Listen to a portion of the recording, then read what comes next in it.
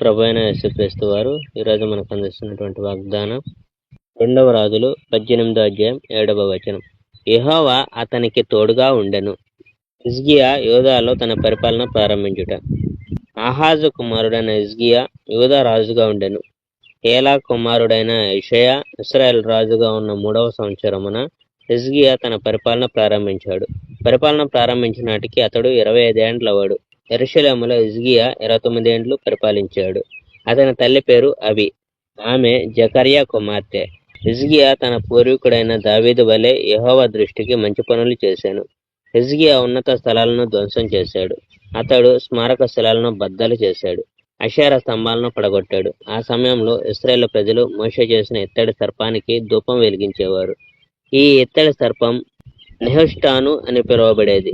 హిజ్కియా ఈ ఇత్తడి సర్పాన్ని ముక్కలు చేశాడు. ఎందుకనగా ప్రజలు ఆ కంచు సర్పాన్ని పూజిస్తున్నారు కనుక.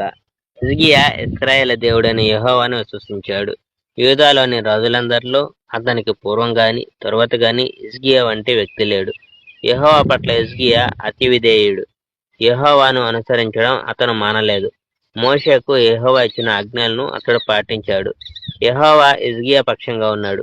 అతడు చేసిన ప్రతి విషయంలోనూ హిజ్కియా కృతార్థుడయ్యాడు. హిజ్కియా అష్షూరు రాజు పరిపాలన నుండి తప్పుకున్నాడు. అష్షూరు రాజుని కలవడం హిజ్కియా మానివేశాడు. హిజ్కియా గాజాకి వెళ్లే దారి అంతటను ఆ చుట్టుపక్కల ప్రదేశంలో గల ఫిలిష్తీయులందరినీ ఓడించాడు. ఒక చిన్న పట్టణం మొదలుకొని పెద్ద నగరం దాకా గల అన్ని ఫిలిష్తీయుల నగరాలను అతడు ఓడించాడు. Praise the Lord. May God bless our India.